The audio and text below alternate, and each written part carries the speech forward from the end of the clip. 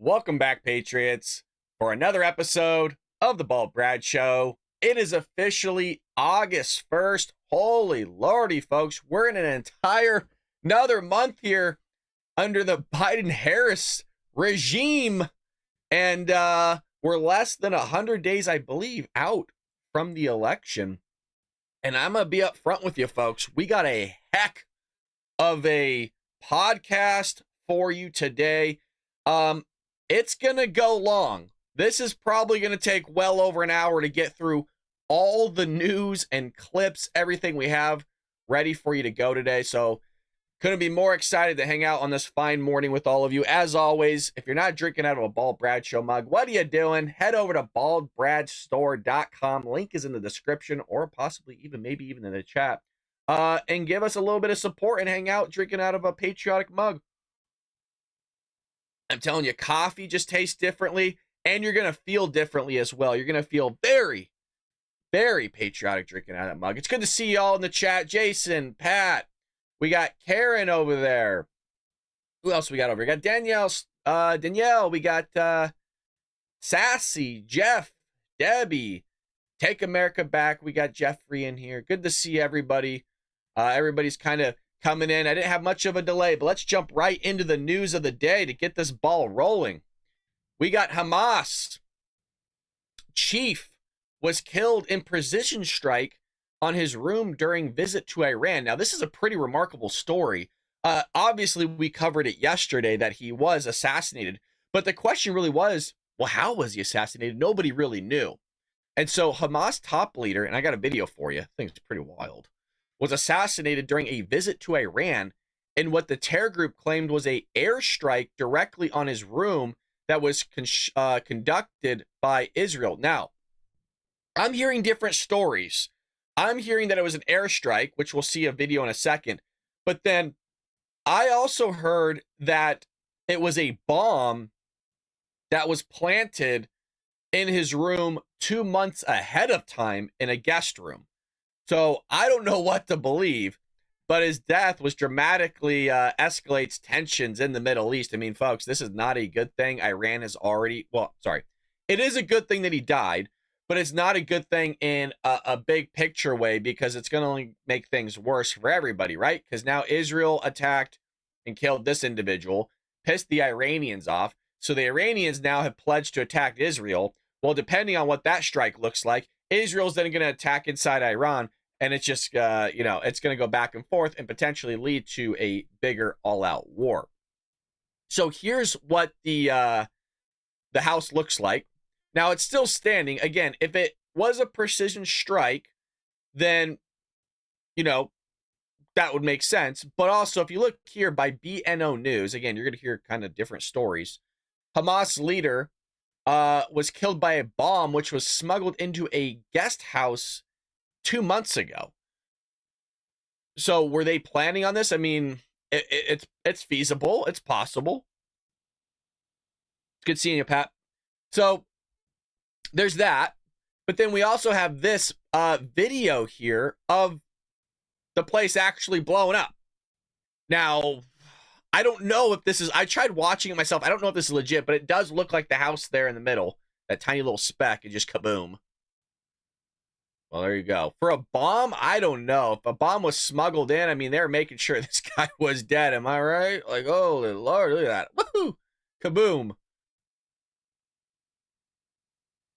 Like, for a country that, loves sending billions of dollars, meaning Iran, look at that. Jeez. There's like a second to boom. Look at that outward explosion. Kaboom. Yeah, you're not surviving that. You're not surviving that. So either way, I mean, the guy's dead. But like I mentioned, Iran has put up the red flag. They've already mentioned, hey, we're going to go after the Israelis. So be prepared for that, folks. It's going to get bad. It's going to get real bad here. I got to change my chat settings to live chat. There we go. Now I can see all you.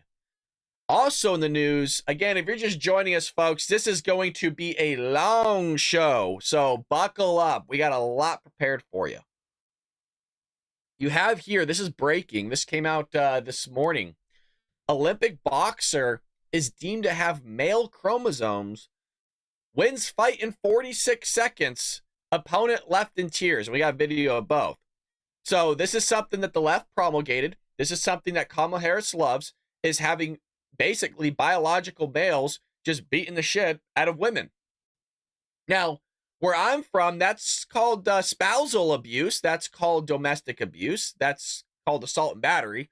Mind you, don't have to go together, but you understand what I mean. And the left love this. Remember, we're the weirdos, you guys. It's so weird to hear from the weirdos calling us weird. Which, look, I'm a weird guy. I openly admit it. I ain't bothered by somebody calling me weird. I am weird. Like, you know, I know it. But it's weird that they're calling us weird when they sit there and dress up as drag and have children put money in their G-string and like show their fake titties to little boys and girls. And they have biological men beating the crap out of biological women and think it's a great thing. I mean, it's just odd. So this Algerian boxer who was deemed to have a male chromosomes was winning the fight in the basically first 46 seconds. And this is the fighter, the woman, who abandoned her match after basically just taking one punch to the head, going, nope, I ain't doing this. Boxers can feel, obviously, the impact and just the weight of a punch. And she probably took one and was like, yeah, this isn't going to happen. This is not going to happen. So we have it here. Her fighting him. And people go, oh, well, you know, wait, what a pussy. Like, why wouldn't you fight him? You go in there and get punched in the head by a guy. It doesn't feel good. Playing hockey, I was in a lot of fights. It never feels good. Mind you, hockey fights are bare knuckle. They have boxing gloves on. It's not a fun thing. I've had my lip cut. I've had my tongue severed, like all sorts of things. Yeah, that ain't gonna work out. So what doesn't show in that clip is she walks away and gets on her knees and just starts, and it has the balls. I don't know if that's literal or metaphorical. I have no idea. The guy could have balls. I don't know. Goes up and pats the individual on the back.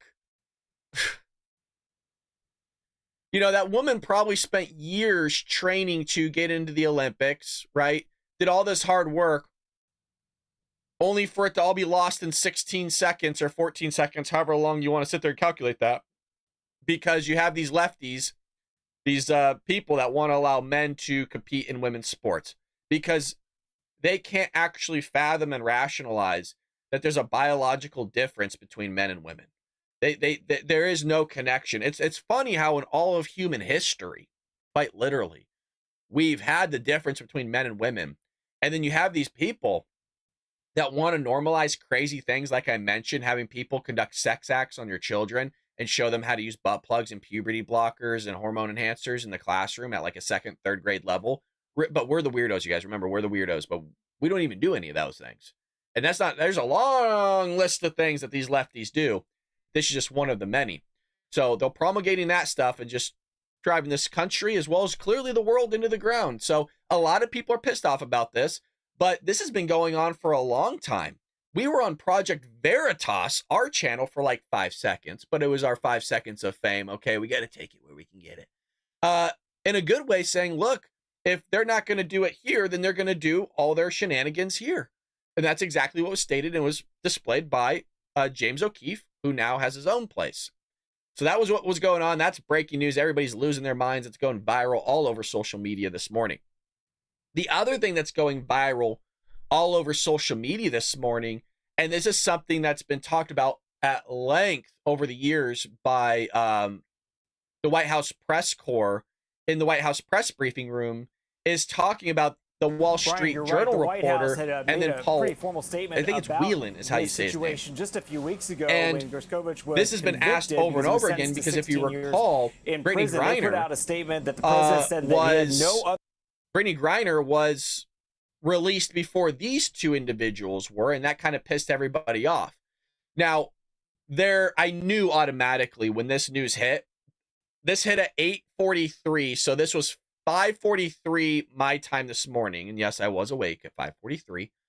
I immediately went over to the White House YouTube page because I was like, I know Karine Jean-Pierre is going to do a White House press briefing. Even if it originally was not planned, she's like, this is huge news. We got good news. We got to sit there and do a press briefing. So we'll see. We probably won't get any answers, but most likely I will be live today for this White House press briefing. So nearly 500 days of imprisonment. Holy Lordy. On dubious spying charges in Russia, Wall Street Journal reporter Evan Gershkovich is being freed as part of a massive swap of political prisoners and journalists involving the U.S., states, and Germany.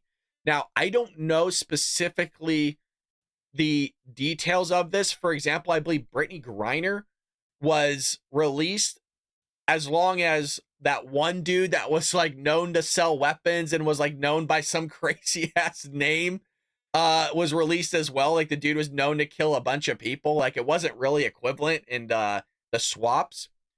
You also have U.S. veteran Paul Whelan is also being freed after years in Russia captivity. Look, this is good news, but it's also kind of sour tasting because we, again, don't really know if this is equivalent. I mean, mind you, we spent like billions of dollars to free like, what was it, like 6 or 7 hostages before? It was a little more than $1 billion per hostage. So while reporting on a trip, this is the Wall Street Journal reporter, was reporting on a trip to the mountains of, I don't know, that place right here, and accused of espionage. The Biden administration declared him wrongfully detained, and the Wall Street Journal and U.S. government both denied the charges. And then you have veteran reporter pre-trial detention was repeatedly extended. So they just kept this guy behind bars. So I wanted to make sure I kind of bring that out to all of you. But again, the question really remains, like, what is the swap here? So this comes from Newsmax. My biggest concern is who did they swap them for? Exactly right. So we got a clip here of it taking place. Let's roll it. Giving Russia in return. Congressman, just want to get your take on all of this. Yeah, this is great news. Obviously, I'm very happy for them and the families. They've been wrongly detained, not really given a fair trial. Obviously, you're not going to get a fair trial. They're political prisoners.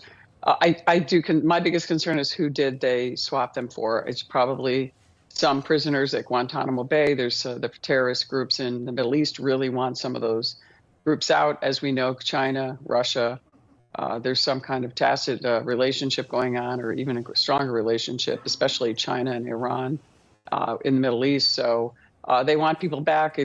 I don't know if it has something to do, and I'm just extrapolating here, right, with what happened with Israel the last couple of days, where they've been taking out some of the Hezbollah and Hamas leaders, the IDF. So there's a lot going on that I really don't know the answers to, but it's good news that they're going to be coming home.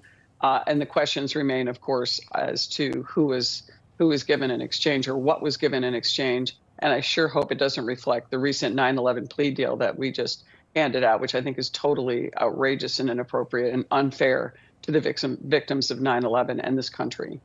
That's exactly what I was thinking. We'll get to that news. I haven't even. She kind of I don't want to say misled. She kind of led you into future articles, which we'll get to in one moment, regarding some 9/11 terrorists and that foosery taking place.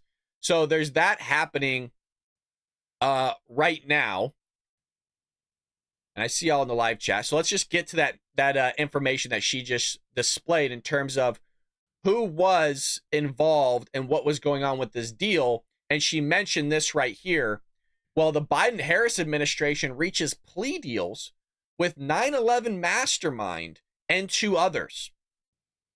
Now, quite frankly, based on everything I've seen from this administration in supporting basically terrorism, this does not come as a shock to me. Do I like it? Absolutely no. But remember, the Biden-Harris administration, Kamala Harris, who's running for president right now, is giving the Taliban, people that fought against American troops, people that quite literally could have killed American troops, are getting $40 to $87 million a week. That is not my words.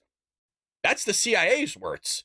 Mind you, the Iranians who have been conducting terrorist operations all around the world have received $10 billion from who? The Biden-Harris administration. Oh, there's more stuff. The Biden-Harris administration, yeah, that one that pulled out of Afghanistan and left 13 troops dead, and then Joe Biden couldn't remember that anybody died under his watch. Yeah, they left them billions of dollars of military-grade equipment that we know was being sold off to various terrorist organizations through the black market, that we know is being utilized potentially. I believe it was confirmed by the Israeli government.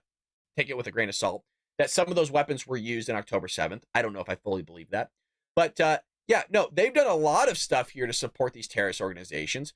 And quite frankly, it's not anything new because Barack Obama gave the Iranians $10 billion cash. So the Biden-Harris administration has reached a plea deal. As to why, I don't know.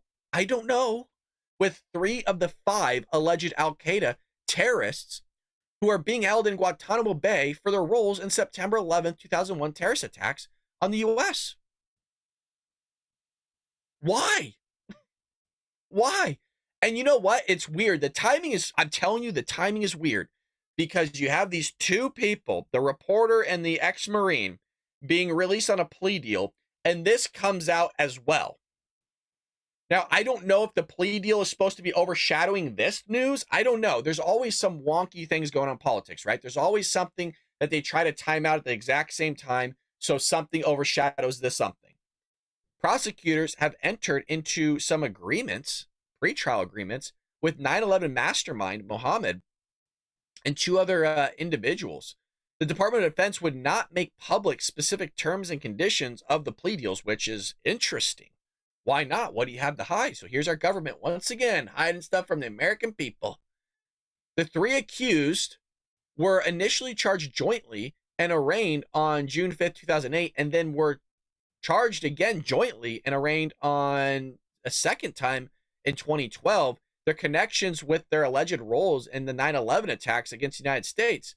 The New York Post reported that the victims' families were told by the Office of Military Commissions in a letter that the plea deals would allow the 3 terrorists to be spared the death penalty. So you could sit there and work for 9/11 terrorist attack on how it actually played out. You get to live, but you know those thousands of people that died on 9/11, don't worry about it. Not a big deal. They get to die, but these guys get to live. The letter said in part, in exchange for the removal of the death penalty as a possible punishment, these 3 accused have agreed to plead guilty to all the charged offenses.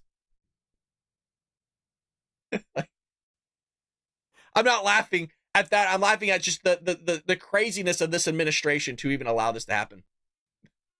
A plea deal. We're going to plead guilty. I feel like I was kicked, said a retired police officer whose wife, Miss Smith, was the only female officer who died on 9/11. The prosecution and families have waited 23 years to have our day in court to put on the record what these animals did to our loved ones. See, you know, it's funny because Trump uses animals and he gets attacked for it. But when somebody else uses animals against these terrorists, it's completely okay. And by the way, rightfully so, calling these people animals. 100% agree with this individual. I'm just saying that when Donald Trump, yeah, they're animals. They're sitting there skinning people alive. Holy Lordy, it's bad. It's really bad. They're animals. They're disgusting, despicable human beings. And then you have these psycho reporters, which we'll get to in a little bit. You know, well, you call these people animals. How could you do that, you racist? Oh, we'll get to it. We'll get to it. Yesterday pissed me off big time. They took that opportunity away from us. They committed the worst crime in history of our country. They should receive the highest penalty. Yeah, the highest penalty is you being killed. So they get to kill almost 3,000 of our people, and which led obviously to a war on terror. It wasn't a declared war. You guys understand what I mean by it. And they get away with just, you know, living in Guantanamo Bay. Who knows? Who knows if they'll even be staying there?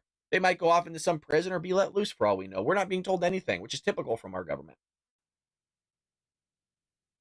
You know, it's interesting that in probably the last 3 years, right? The show's only been around for 3 years. We started around February 15th, 2021, somewhere in there, maybe the 21st. Doesn't matter. So we've been around for about 3 years. And the more I do this, and I feel like I'm having the Sean Ryan effect, you know, the ex-Navy SEAL that has his own podcast, amazing podcast here. I've seen him change, but I've also seen myself change in terms of just seeing how shady and corrupt not just our government is, but just our politics the Republicans and Democrats, but really Democrats as well, the mainstream media, like the more you're involved in it, you really see like this place is just, I mean, it's beyond a swamp. It's just disgusting stuff. I mean, allow that to happen. So as we mentioned, the onset, the Hamas leader was killed, right? Well, now you got the Iranians jumping into the mix here. Iranian leader orders direct attack on Israel after Hamas leader killed. Sorry, I got to wet my whistle. It's morning, so my throat's a little dry. Now, you would think that the Biden administration, once hearing this of, hey, they're going to attack one of our allies. Yeah, you know what? X-nay on the 10 billion. Hey, you know what? Any sort of relief that we're giving you, yeah, we're just not going to do that. You would think that they would come out and do those things. No, no, they can still get it. Oh yeah, it's just, these guys have sat there. By the way, the bomb that just killed 11 children on a soccer field like last week or just a few days ago, yeah, that was sold by the Iranians. Yeah, no, that missile that killed those children was an Iranian missile. But we'll still give them the 10 billion. Don't worry, guys. We're gonna make sure we send them your hard-earned cash where they're blowing up children and just massacring people all around the globe. We'll make sure. Lead it to the Democrats to send them the money. But remember, vote Kamala, you guys. Vote, she's great. Can't name a damn thing she's accomplished or done, but she's a great person, I guess. So Iranian supreme leader has ordered a direct strike on Israel in retaliation for the killing of Hamas leaders. I don't know what this is going to look like. Nobody really knows what it's going to look like. It could be really bad. It could be kind of one of those things where, hey, the Iranians are in communication with the United States. The United States is in communication with Israel. The United States is a mediator. And they say, you know what? Yeah, we got this old building that's a military installation that we haven't used in decades. Go ahead and blow this shit up. We don't care. I say that because that's the type of stuff that happens. They do talk a lot about it in political books about ex-presidents. You know, they write books like there's one, oh God, it's like 2,000 pages. There's a book about Ronald Reagan by Lou Cannon. If you love thick books, that's a book for you that goes into great detail on Ronald Reagan's administration. But you get those types of conversations where they'll have phone calls between mediators. You know, they're going back and forth. They want to find something that's proportional, something that has, you know, a PR look to it. And you're just going to blow up some kind of building off in the middle of nowhere. Biden did that already. And what do I mean by that? When you have the Iranians funding the Houthis, this terrorist organization, this terrorist proxy group, and the Houthis are going after our merchant vessels in various seas. And by the way, they just did one like a month or two ago that sunk a ship down to the bottom of the ocean, which we showed video up here on the show. Well, they'll sit there and go, okay, well, don't do that, don't do that. Biden administration told the Houthis and the Iranians, hey, stop attacking our merchant vessels 127 times. It was after that 127 times that they decided to attack an installation. Well, what was that installation? It was basically just a cement building that hasn't been used, that they used to use for munitions, and they blew it up. So they get the PR move of like, hey, we retaliated. Look what we did. We told you not to do it. We blew something up. The Iranians are like, yeah, I know. We haven't used that in probably 40 years. The thing was already falling apart anyways. You did us a service. It was going to be more expensive to bulldoze the thing. You just spent probably $500 to $1 million on blowing the thing up for us. You saved us a lot of cash. Thank you, Biden. So that's kind of how it works out. So we'll see actually what goes on here. I mean, it could potentially be really bad. The New York Times reported that he gave the order at an emergency meeting in Iran's Supreme National Security Council that was held immediately after the country announced the individual's death, and the individual is that Hamas leader. We see avenging his blood our duty, severe punishment. So it just goes to show you that it's more than just Israel fighting off the Hamas terrorist group in Gaza. They also have, you know, the surrounding countries ultimately supporting their enemy. And you have these Democrats that go, oh, we need a ceasefire. We need a ceasefire. Fuck that. Like, screw that crap. Like, you have everybody around Israel that wants to wipe them off Western civilization, the face of the earth, in a nutshell. Yeah, no. If I was Israel, there's no way in hell I would be letting up because, quite frankly, your country's citizens depend on it. You get Iran involved. Basically, they're just like a small island, and you have everybody collapsing on them. I'll give you an analogy. It's not proportional, but it'd be similar to like you're Taiwan, and you have a big place called China wanting to sit there and take you over. Yeah, it's like that, but yet surrounded by enemies. Yeah, ceasefire. No, thank you. No, sir. I would not be doing that one bit. So you had yesterday's White House press briefing, which we didn't cover. And honestly, it was actually a good one to miss. There really wasn't much there. There's only 2 clips I want to highlight, and both come from Jackie Heinrich of Fox News, our Wonder Woman, who we love here. Now, she says from earlier, could you sort of give us an idea of how much the president's schedule has changed since the ticket changed? Because if we look at all this stuff, he really only has a big event on Tuesday, and that was a phone call. And then he has a lunch today, which is a big event. And then tomorrow, we don't even know what he's doing. Friday, he's in Delaware. Basically, remember, this guy's supposed to be running the country, and he's like, I'm going to fulfill my duties. I'm going to finish this out. I'm going to finish strong, because when you get knocked back down or up, shit, I don't know what I'm talking about. I get back up. So here she is, and here's Wonder Woman. Vince question. Could you sort of give us an idea of how much the president's schedule has changed since the ticket changed? Because if you look at what we look at, the big event on Tuesday was a phone call. The big event today is a lunch. Tomorrow, we don't know what he's doing. Friday, he heads to Delaware. It lends itself to the appearance that he's done governing. No, he's not done governing at all. I think that appearance would be false. It would be a misled appearance. I understand the question, but I will say we were in Austin on Monday. We were obviously in Texas. We went to Austin, went to Houston. He went to pay his respect to the late Congresswoman.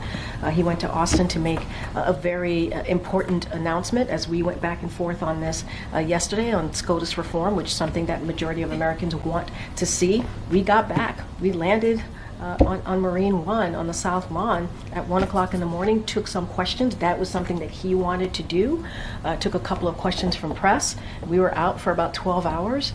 He continues to meet with his team today. And as I said, you will see him later this week. You will hear from him directly later this week.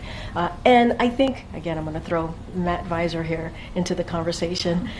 We are recalibrating. I mean, that is very true. I mean, there is a change in just him stepping down for re-election. He's still very much the president, and we're trying to figure out what the next 6 months are going to look like. But we are committed. The president is steadfast on continuing to build on the unprecedented record that he has had with the vice president over the last 3.5 years. That doesn't change, but just give us a beat, and we certainly will be out there. And the president does want to continue to speak directly to the American people. We need to calibrate. It's interesting because they changed that word. Well, we need to make, I mean, she did use the word transition there, I believe. But it's just funny how it's like, oh, well, we need to calibrate. We need to, in a nutshell, make a transition. But why do you need to recalibrate anything? He's still nothing has changed other than him campaigning. So if anything, he has more times to be making phone calls because he's on the campaign trail. And again, you haven't really seen him and Kamala Harris together that much. There was a really weird photo, and let me see if I can pull it up for you guys here in real time. There was a really weird photo of them having lunch together, and I commented on it saying, this is really like a weird photo between the two. And it's weird because they're spreading this information as if like they're meeting each other all the time, and they only have seen each other 6 times, I guess now 7, in all of summer. And I can't find the the picture in real time, but it's awkward. It had Biden on one end with like a sandwich, and then it was like a long table, and then Harris was at the complete other end, and they were both just like looking, smiling at the camera, and it just looked completely fake. You know they have to be hating each other because she performed a coup. She completely ruined the guy, and now he has to eat lunch with her. I mean, they're just completely destroying Joe, right? Just making him do things he doesn't want to do, like walk upstairs and go do his job and wake up, take off his CPAP machine. So Jackie questions her, and rightfully so. Where's Joe, like, at all in terms of being the president? You just got done saying he's the president. You just got done saying he's doing all these things that we need to recalibrate. So why haven't we heard from him, for instance, on the news unfolding in the Middle East that we just have been talking about here on the onset of the beginning of the show? We've heard from Blinken. We've heard from Secretary Austin. And we've heard from the vice president. It would be something that ordinarily we would expect to hear from the president on. Here's what she had to say. From him, for instance, on the news unfolding in the Middle East. We heard from Secretary Blinken, we heard from Secretary Austin, we heard from the Vice President. It would be something that ordinarily we'd expect to Stay tuned. Stay tuned. I just said that you're going to hear from the president later this week. And look, I think when it comes to the Middle East, when it comes to foreign policy more broadly, this is a president that has a record to stand on when it relates to making sure we're putting the national security of the American people first. This is something. Oh my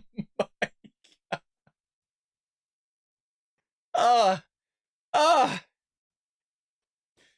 How many times do we need to talk about national security? There's terrorists here, Karine. Karine, listen to me. Look at me, Karine. Karine, look at me. Yeah, here where you live too, there's terrorists. I'm Batman. Like Joe Biden does. There's terrorists here, Karine. You allow the Taliban to take over Afghanistan and Al-Qaeda again. You're paying them money. You allowed Iran to give weapons to terrorists. No, things aren't safe for Democrats or Republicans. There's criminals here that cross the border illegally.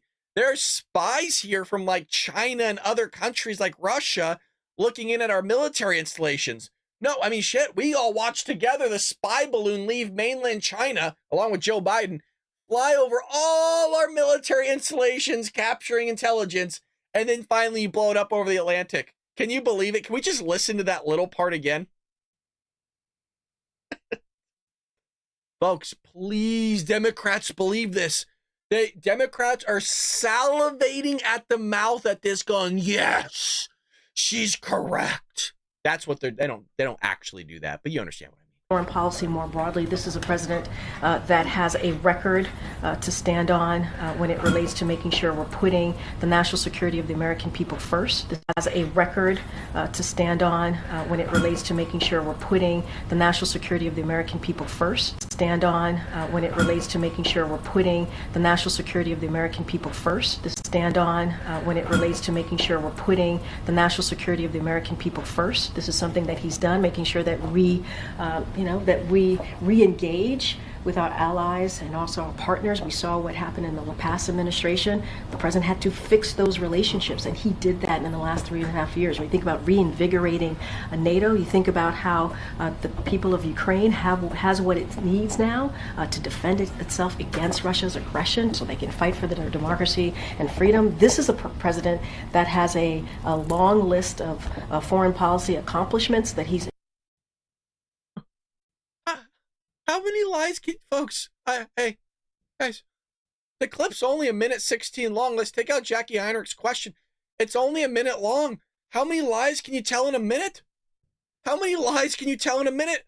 And freedom. This is a president that has a long list of foreign policy accomplishments. That has a long list of foreign policy accomplishments that he's that has a long list of foreign policy accomplishments that he's incredibly proud of. And like what? Like what?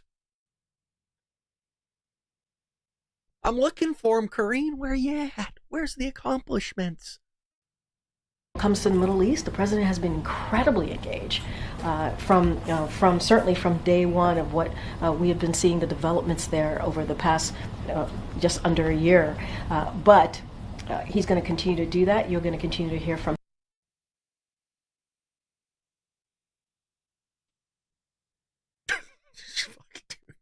Some wild shit. It's so insane. Oh! I'm so glad I have you guys. Oh, we're suffering together.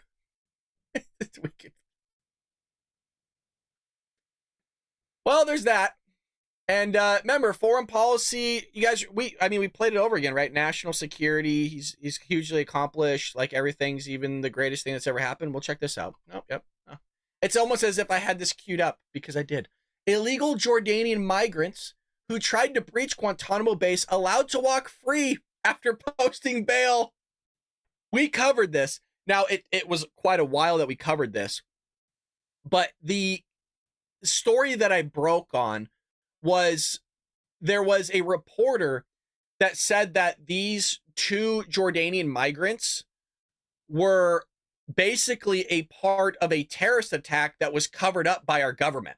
And this was, for longtime viewers, this was probably like at least a couple months ago, maybe even longer, where I actually showed this image and these individuals were playing it off like they were Amazon drivers, allegedly. We'll see if it covers it here, but that was pretty much it. They were like playing it off like they were Amazon delivery drivers going into Guantanamo. Oh, yeah. So 2 illegal Jordanians who were charged with trying to breach the Marine Corps base in May, so that makes sense, yeah, a couple months ago, posted thousands of dollars in bail and were allowed to leave federal custody. Nobody has any information, by the way. We haven't been told anything about this. And so it's a lot of speculation that because Biden was running for president, and that's the last thing they could have was a terrorist attack on home soil because of how bad it would look in the optics because of the, 10, 15 million people pouring across the border that we don't know jack shit about. Well, they wanted to sit there and cover it up, and that was kind of the opinion piece by the reporter. And it's a little weird that we still don't know anything about it, and now these guys just posted bail. So they were arrested on May 3rd for trespassing on a military installation and handed over to ICE officers because of their immigration statuses.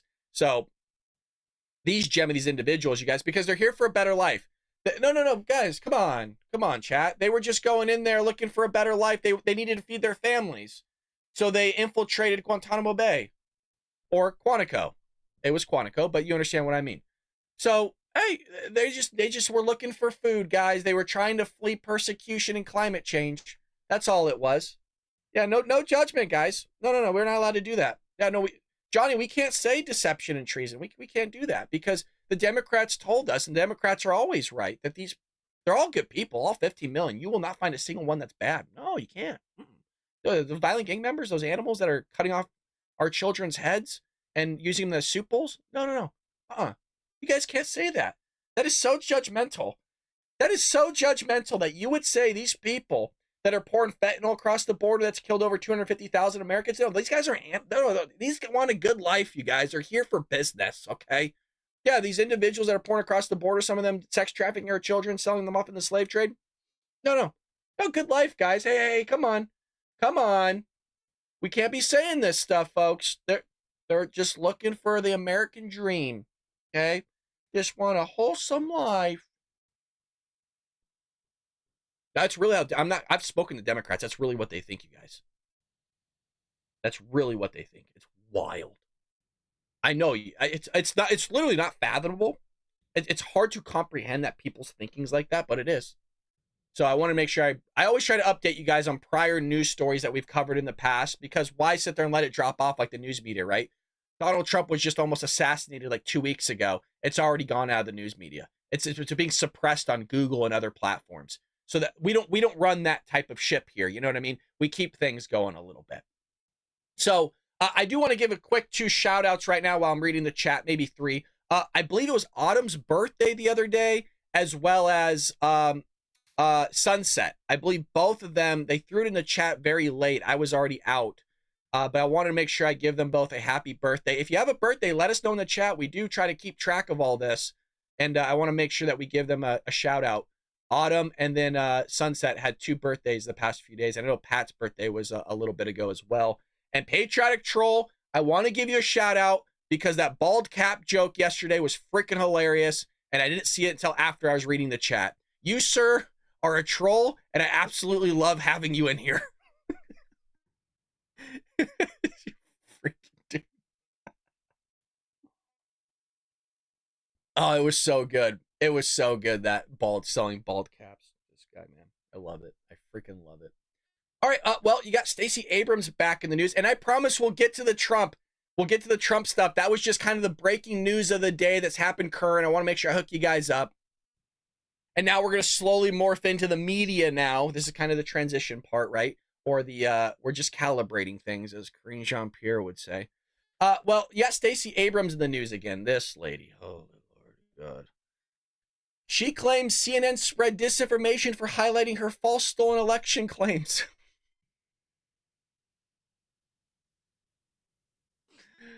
Two-time failed Georgia Democratic gubernatorial nominee Stacey Abrams comes out 6 years later and lashes out at CNN this week, falsely claiming that the network was spreading disinformation about remarks she did, in fact, make after losing her first campaign in 2018. So here's the clip of her 6 years later, just the other day. Here we go. Remember the time you... By the way, this lady here, Jesus. The lady on the left-hand side of the screen, my monitor is the way that works. It's different. The lady there, the white lady, is, yeah, she's nasty. She's nasty. I don't like her one bit, the way she treats people. Honestly, look, I don't throw the word around B too much, but really, I mean, she's a nasty lady. I don't even see her being nice in real life. She is terrible at her job. You told the New York Times, I won. You did describe it as a stolen election. The courts did side with the Secretary of State, Brad Raffensperger, and some of the challenges as well. Caitlin, that's actually incorrect. And normally I wouldn't cut you off, but you're repeating disinformation. What the court said, if you read the entire opinion, was that despite the flaws in the process that we acknowledge, that the courts acknowledge, they were no longer permitted to complete and fix them. They could not correct the mistakes because the law had changed between 2018 and 2022 when the case was finally adjudicated. There was never a moment where they said what happened was right. What they said was there was no capacity to correct the mistakes. And so it's important that we not only use the headlines, but we read the fine print, because that's where the mistakes are made. That's where the challenges are. I believed then, and I believe now, I have never been the governor of Georgia. I have never claimed to be the governor of Georgia. What I have said is that voters were denied their full rights. Courts agreed with me in the time of that election. They agreed with me post-election. The state made changes to the flaws, some of them. Unfortunately, too many of them have been restored in different ways, and we continue to face voter suppression, not only in Georgia, but around the country, because Republicans are using the ability to change the laws, because we no longer have the protection of the Voting Rights Act, to make it harder for average voters to show up at the polls and have their votes counted. That should be that should be where our focus is. Voter suppression, you guys. There's voter suppression taking place. Oh, it gets so tiresome. Yeah, her name's CNN Caitlin Collins. She's terrible. I mean, she really is a nasty individual. The way she treats people in their interviews. I mean, she just acts like a bitch. Like, at least be nice. You know what I mean? Look, if you're going to give like these, if you're going to push and pry and give these types of questions, you also have to have the demeanor that's a little bit like lighthearted. You know what I mean? And kind of find and think about a way of crafting these questions that's not so much a punch in the face and just like really slapping somebody upside their head. So, I don't know. It's just, but remember, all these news media and outlets are calling us weird, folks. So we got Lisa Booth here. If GOP is weird, then the Democrat Party is the party of purple-haired circus freaks. Not wrong. Because remember, these are the people that are trying to trans your kids. The Democrat Party is the party that wants to kill babies. The Democrat Party is the party that is actually teaching your kids through cartoons at a 2nd and 3rd grade level in New Jersey how to use sex toys and do sex acts, how to masturbate at home. This is all happening. We covered it years ago. We had to take a step back because things got a little bit crazy here online because people like to come after us. But all that stuff is still taking place. We've uncovered here on the show, again, that's why we were featured on Project Veritas. I don't keep bringing it up, it's only a few seconds, but that's because we were covering it so much where we're exposing these schools and how they were having these clubs that the parents knew nothing about, and quite frankly, neither did their kids. And their kids' friends would invite them to these clubs that were off the books, and that they would go to these rooms and they would start grooming these kids, and then the kids would come home starting to question their sexuality, and the parents were confused, like, where's this coming from? What's happening? And then it would open up, and then the district and the administration would say, oh, we knew nothing about it. In some cases, in some stories, the administration did know about it, and they kept it off the books specifically so people didn't find out about it. There's a lot of stuff that's going on your public campuses. Public school campuses is insane, you guys. So you have them saying here, I mean, Joe was one of the ones that picked a guy who was an animal role-playing fetish that he's open about, that he went on a steel suitcase. He has a transgender activist on the South Lawn flashing cameras. I mean, we all saw that, right? There's a Democrat staffer filming a sex tape on Capitol Hill. There's cocaine found in the White House. I mean, if you look at this administration, they're going to sit there and say that we're weird. I mean, that is just a joke, but it plays. And, you know, that's what works with this identity politics and kind of the stuff that's going on in our political world nowadays. So here's the clip that we were just speaking of. I don't think the Democrats can call the Republicans weird if they're the party of freaks. I mean, Joe Biden was the one that picked a guy who has an animal role-playing fetish that he's open about that went on to steal suitcases, or he had a transgender activist in the South Lawn flashing the cameras, or you had a Democrat staffer filming a sex tape on Capitol Hill. The cocaine was found at the White House. So if the Republican Party is the party of weirdos, the Democrat Party is of, you know, purple-haired freaks. But beyond that, let's get to the issues. Kamala Harris can try to lie all she wants, because that's what she is. I mean, we all remember when she started. I like this lady. Who is she? I don't watch too much, believe it or not. I actually don't watch too much news. You would think that I would. I read a lot of news. I like this lady. She's on it. On the debate stage during the 2019 to the 2020 presidential debate, when she was vying but had to drop out before Iowa, she basically called Joe Biden a racist, signed up to be his VP, and then when asked about it, she was like, oh, it's just politics, right? So if you vote for Kamala Harris, she's going to sell you out. And she's the kind of politician, Kamala Harris is, who punishes hardworking Americans and rewards criminality. You know, if you like affordable energy, too bad. She wants to ban offshore drilling and fracking. If you like your guns, too bad. She wants to ban AR-15s and confiscate them. If you like your private insurance, too bad. She said she's getting rid of it and supports Medicare for all. But what does she support? She supports decriminalizing illegal border crossing. So if you're an illegal immigrant coming in here, you're fine. She also told Jacob Blake, a guy who pulled a knife on police officers, that she was proud of him. So hardworking Americans, she doesn't like you. Criminal. Sounds like a female version of the Bald Brad Show. Am I right? I felt like I was almost listening to myself there and what we get here on this show. Why are we not on Fox? Many people on Fox, you'd love to have us, right? Bald Brad Show viewers, I think, would get behind that a little bit here. So let's get into how the media, we called it. I said it would happen. We said it would happen as patriots, and here it is. It's happening. The media have reverted back to their 2016 selves. And folks, I can actually recall the exact moment we said this would happen. It happened during the RNC. Granted, we start talking about sprinklings of it before, but specifically during the RNC, there was a question from MSNBC that was going up against Donald Trump Jr. And they were asking about ripping children from the parents' arms and all that other stuff. And he called them a clown, get out of here, those things, right? And I said they showed their hand too early. I told everybody, all the Bald Brad, the Patriots in the chat, I said, this is what it's going to look like. They showed their hand too early. This is what the media is going to do from here on out. We called it in real time. Clip it, because it's still there. Again, just look at the RNC, specifically the clip with Donald Trump Jr. and MSNBC, and listen to the commentary after. We said it was going to happen, and that's exactly what took place yesterday. We watched it live, and dude, my blood was boiling. Like I said, I could probably count on one hand, and it probably is like 3 times. Where's my hand at? One hand that I've called somebody the B word live on air. I don't throw it around too often.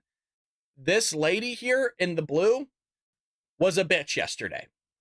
Caitlin Collins is a bitch.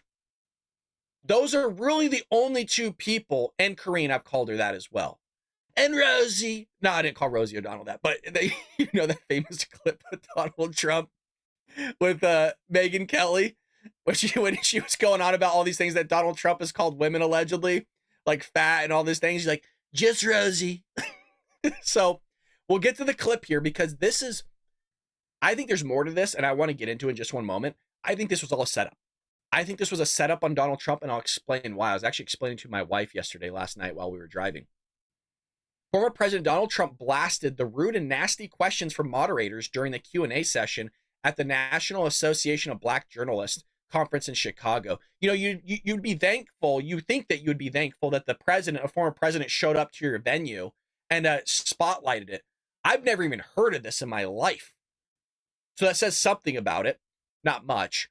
But the fact that he's there, that's the only reason really anybody tuned into your stupid thing, to be honest. Trump sat down with ABC reporter Rachel Scott and Katia, was it Goba, and Fox News anchor Harris Faulkner for an interview that got off at a contentious start. And here's what that contentious start sounded like from yesterday. You have used words like animal and rabbit. Now you're going to think, I'll restart it. You're going to think that I'm starting it in the middle of the interview.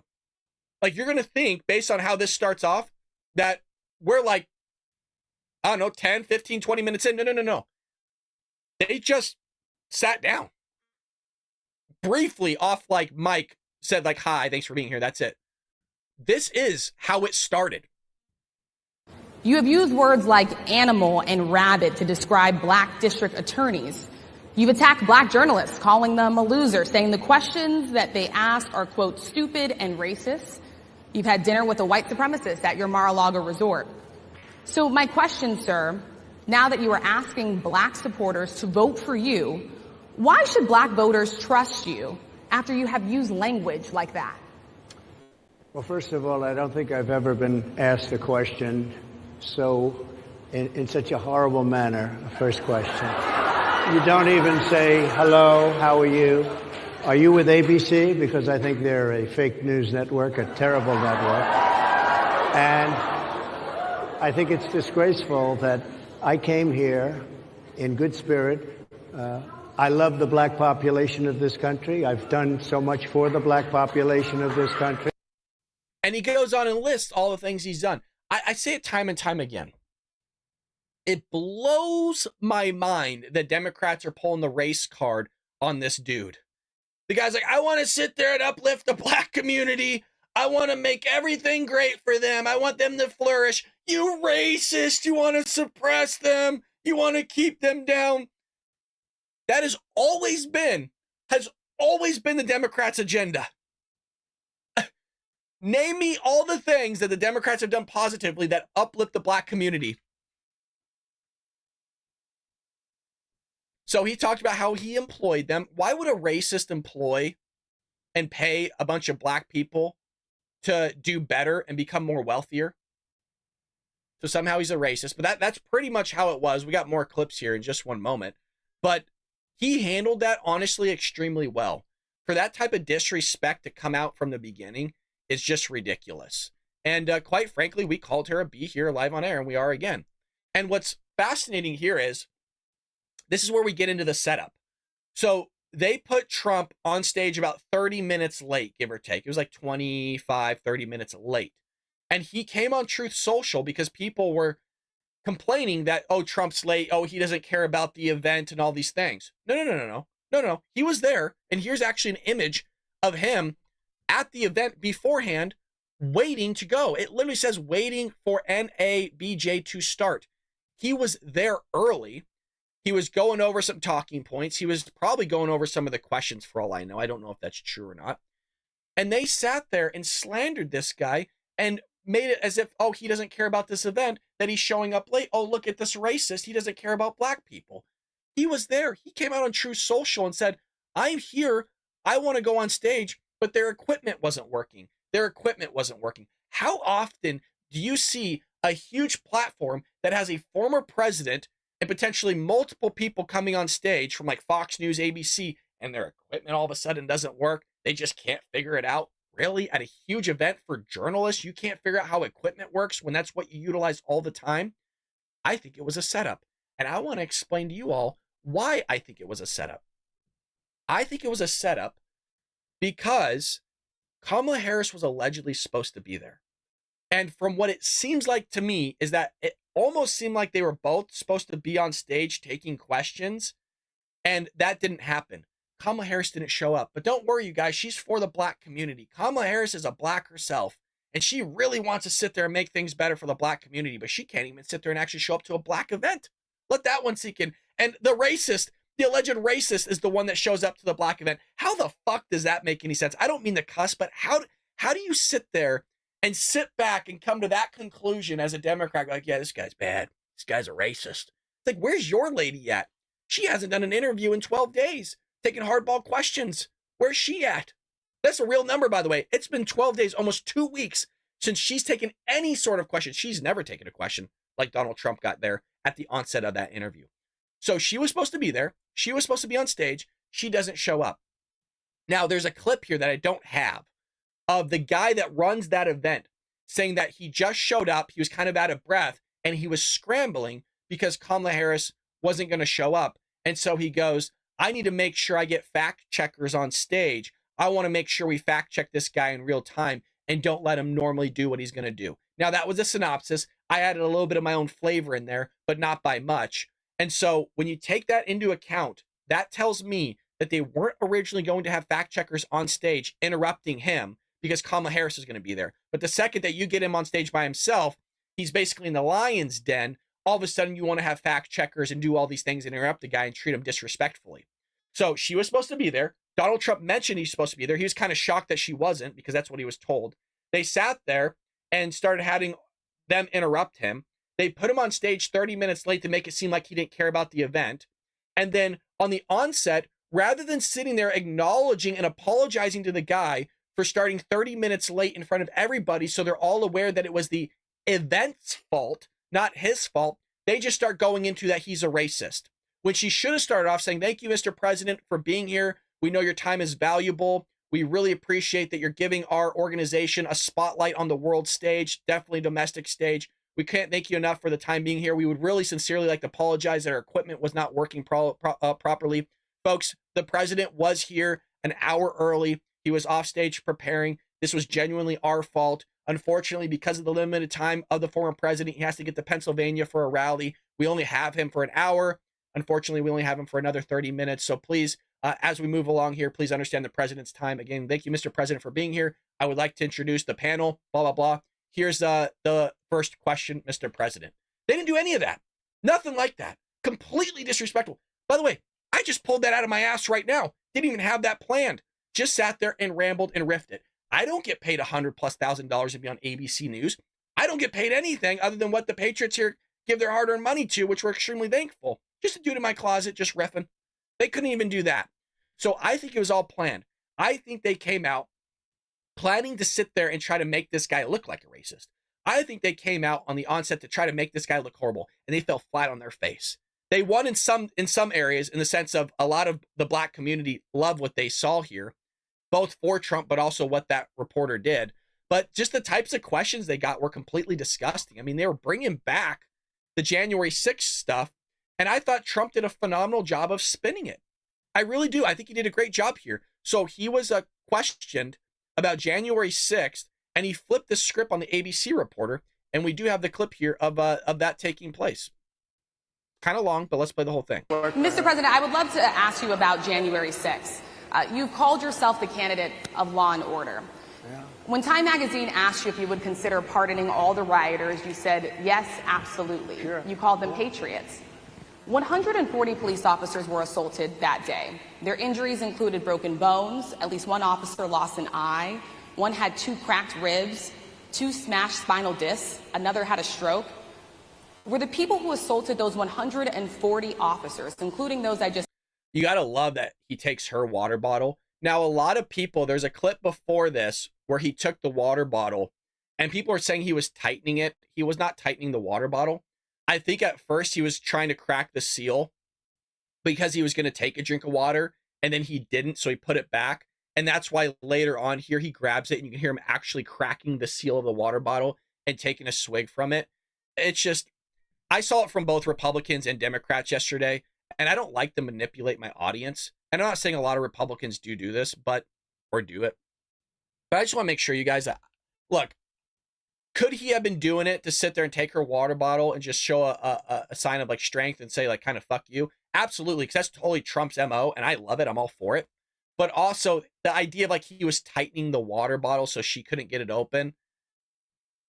Maybe, but that's not the movement of his hands. His hands went in the other way like he was going to crack it. So I just want to make sure I brought that up because you guys are going to see that a lot on Twitter and these outlets. Just mentioned patriots who deserve pardons. Well, let me bring it back to modern day. Like about 5 days ago, we had an attack on the Capitol, a horrible attack on the Capitol. You saw the people that were protesting and spraying these incredible monuments, bells, lions, all these magnificent limestone and granite with red paint, red spray paint that will never actually come off, especially in the limestone. It will never, I'm a builder, I know about this stuff. It'll never, you'll see it in 100 years from now. They viciously attacked our government. They fought with police. They fought with them much more openly than I saw on January 6th. What's going to happen to those people? What's going to happen to the people in Portland that destroyed that city? But sir, my question is on those. What's going to happen to the people that tried to burn rioters who assaulted officers? You have to would you pardon what's those going to people? happen? Oh, absolutely, I would.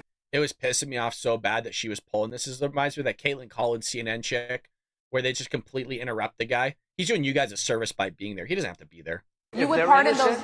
If they're innocent, I would pardon them. They've been convicted. And by the way, the Supreme Court just well, they were convicted by a very tough system.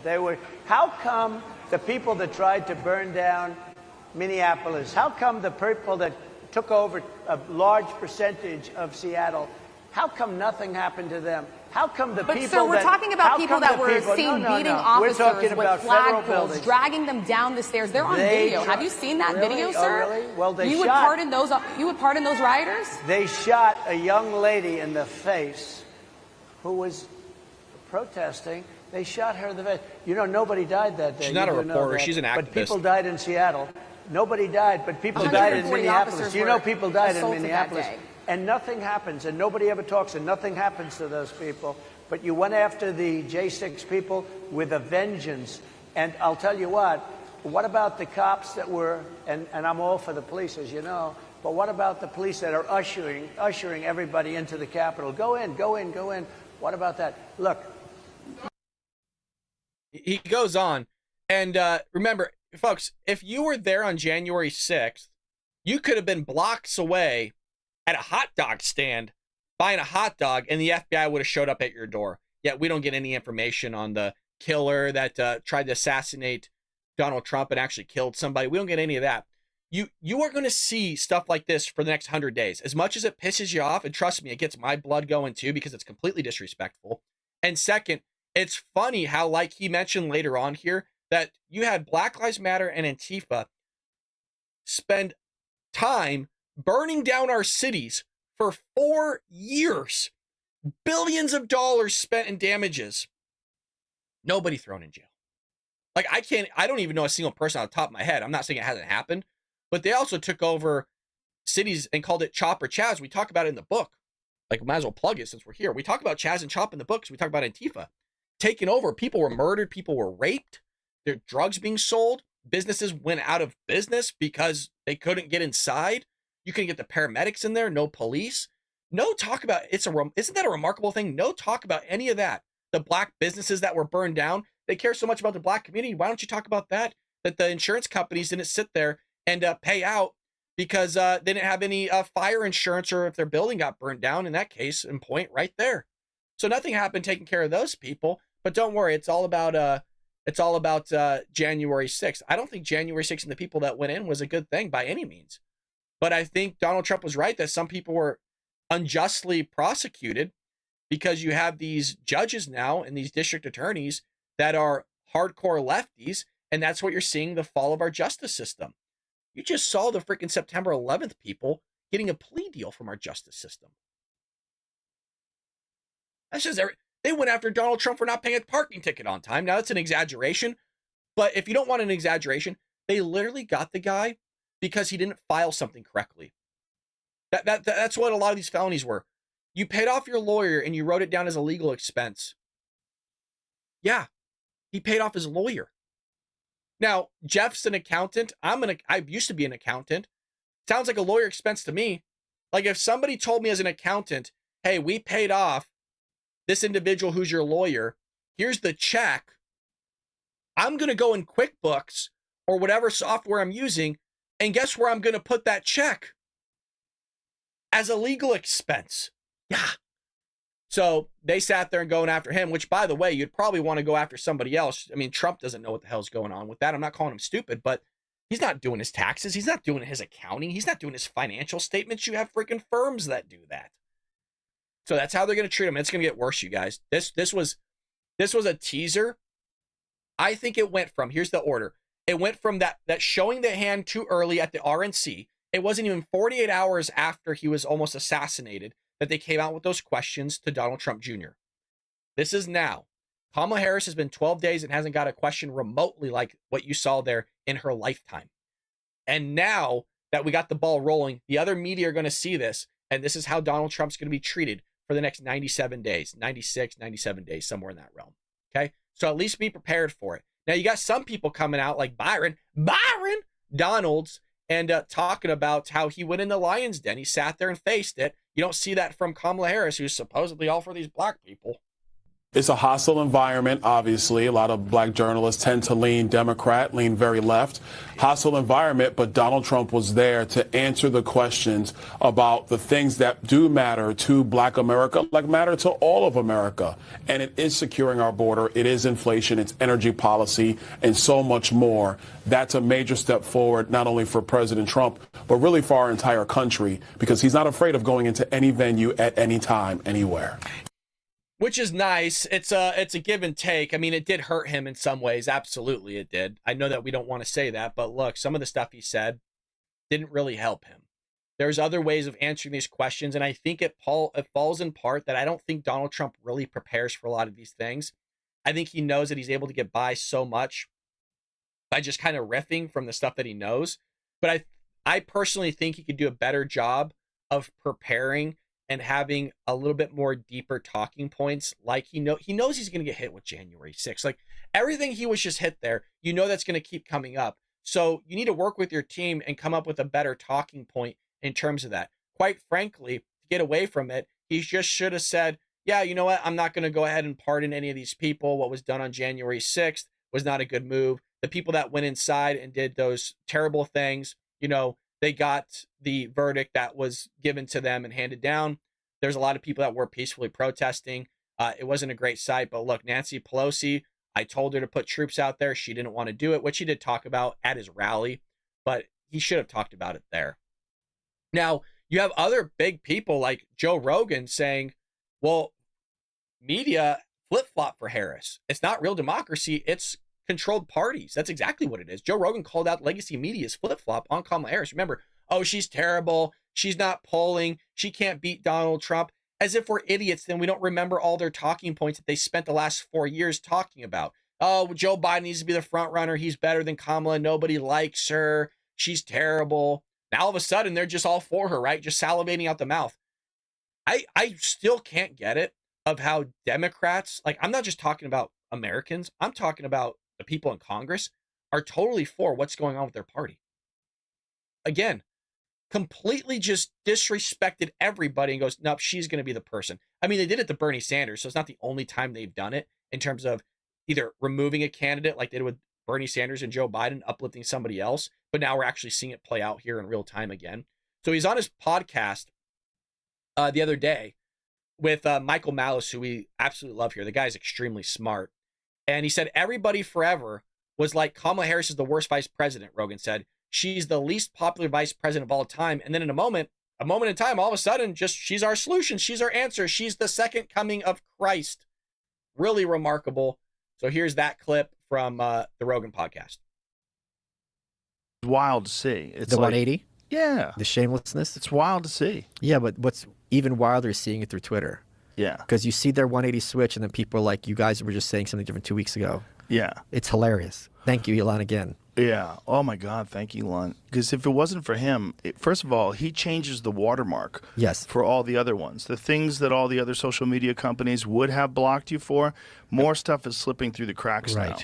It's less people are getting banned, I think, in these other social media networks because it's just it highlights. And in their defense, broadly speaking, what's the point of me banning this person if they're going to be in these other 9 sites or with one other site? Then it's not actually accomplishing the purpose. It's just a waste of time. Yeah. And I'm alienating potential subscribers or users.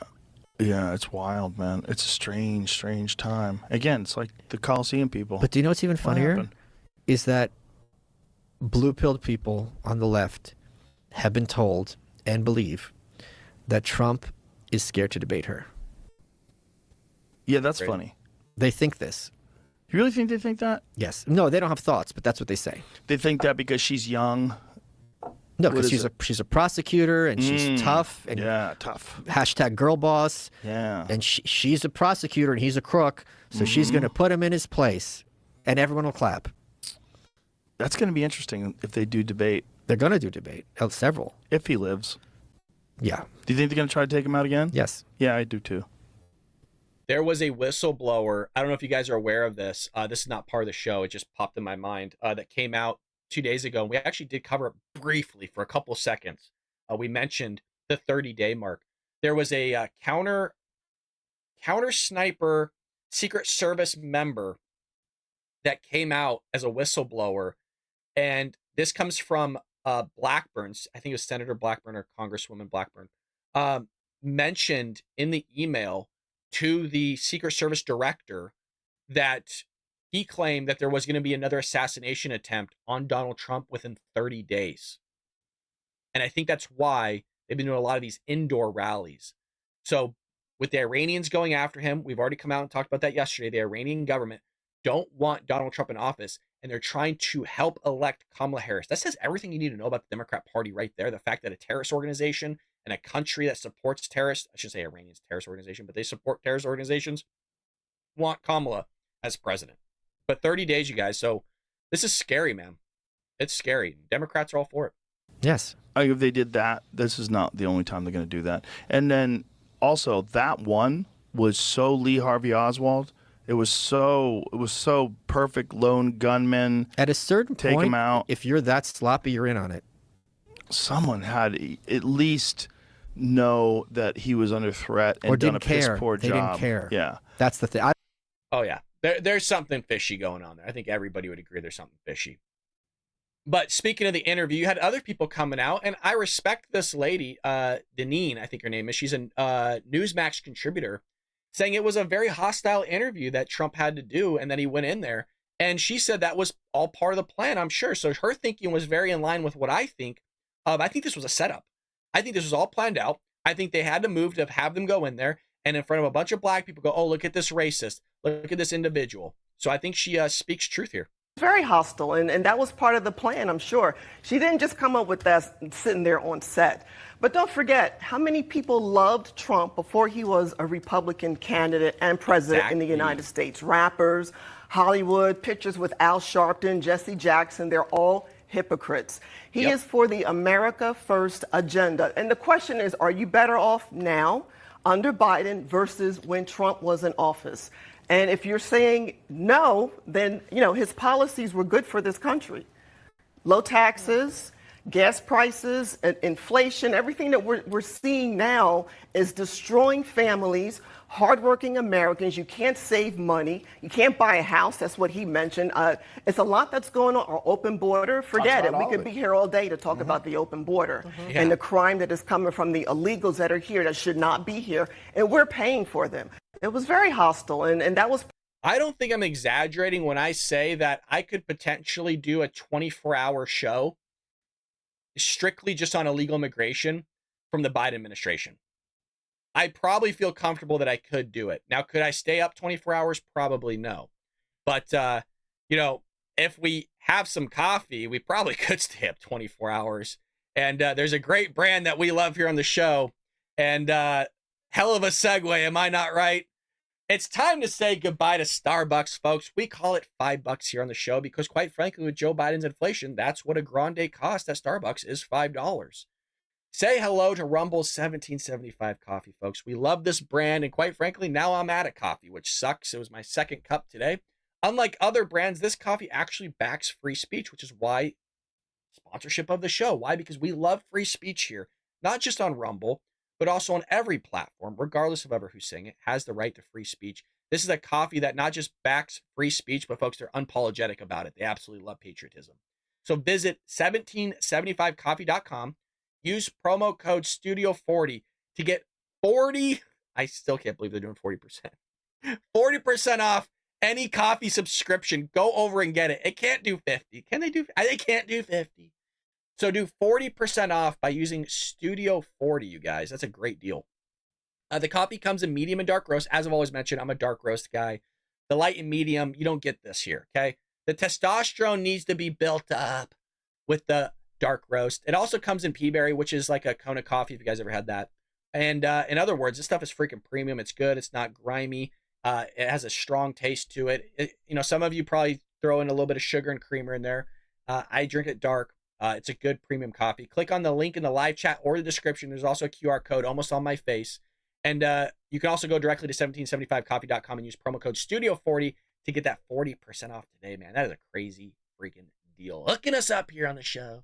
Absolutely love it. So, I told you it's going to be a long show, folks. I told you on the onset. If you're just joining us, I said, look, this bad boy is probably going to go an hour and a half today, maybe 2 hours. We'll see. We're not done yet. So, buckle up. We got more news here, and this really comes from Kamala Harris's speaking engagement yesterday. We got a few clips here, and just what Michael Malice said about the left not having a thought in their mind and fully believing what's coming from the Democrat Party's mouth is that you can't be more truth than that. And that's why I keep mentioning it here on the show. I know for us, it's like hard to fathom, right? Sitting back going, how the F can there be people out there that are watching on their TV screens that are just believing everything that comes out of Kamala Harris's mouth? I don't do that with anybody. Like, whether it's Ben Shapiro, almost every person, I take it I take it with a grain of salt. Maybe they're right, but I would love to see the receipts. I would love to see more information about it. That's why I try my best to show you guys everything. Like, I'll say something and then I'll try to show the clip. Obviously, I can't do that every time because when I do the show, I don't have anything scripted, right? Like, I'll pull up articles and everything really after that is either reactionary or it's just riffing. Meaning I'm just kind of talking off the top of my head, like as if we're having a conversation, and you guys like that style of show. I've tried to do scripted shows before. You guys didn't like it. So you're like, hey, we want to go back to more of the ranting and the conversational, that aspect. So it's hard for me to pull clips because I wasn't planning on bringing certain things up because it just popped in my head. But usually those things that pop in my head, we've seen together as a community already. And that's why it's important, I think, to join us daily every single morning, because that way you're up to date and know kind of everything that's going on, and you could recall back. But Democrats sit there and just believe this lady as if she's pure truth. I don't even do that with Donald Trump. So here's Kamala Harris. She's freaking deranged, man. She says that President Trump will weaponize the DOJ against her political opponents. What I've always said, whenever you listen to Biden or Harris, whatever they accuse Donald Trump of doing, you just have to know that they're just talking about themselves. Because if they can paint that individual as negative and list out all the negative things that they are doing and paint it on somebody else, then it's as if they're already precursing themselves going, no, it wasn't the Biden-Harris administration that's doing that. It's Donald Trump. I was told so. So this is the charade. This is the shenanigans, and the left love it. That he will weaponize the Department of Justice against his political enemies. That he will round up peaceful protesters and throw them out of our country. And even, quote, terminate the United States Constitution. Now, when you listen to that, mind you, we're all, for the most part, we're all Trump supporters, maybe not everybody in here. People listen to this and aren't able to rationalize their thoughts into critically thinking about what she just said.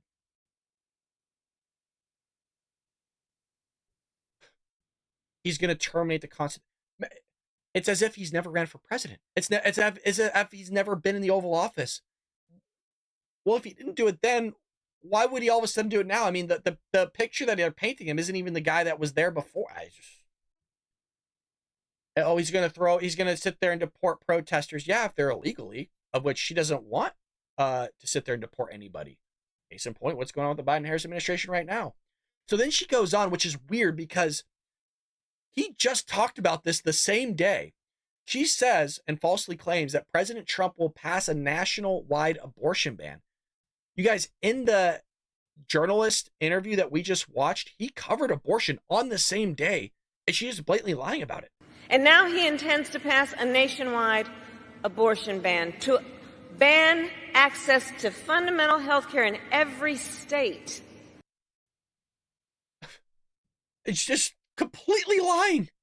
He goes, well, you know, I'm personally for kind of like, hey, you know what, if you're incest or you were raped, like maybe you should have an abortion. Not everybody's for that. I think you should go to the states. That's democracy, right? To give things back to the states and on a state level, allow people to vote on it and allow the people to vote on what they want. That's what you would want in a federalist society. That's what you would want in a republic, in a democracy. That's what you would like to see. But you have these people on the Democrat side of the aisle that want to sit there and utilize the federal government for everything. And that's why they want to restructure the Supreme Court, because they don't get their way. And when they don't get their way, they got to do some foozery and change things. And that's why you see them use words like calibrate. That's why you see them use words like we need a transition. We need a change. We need to do this or that.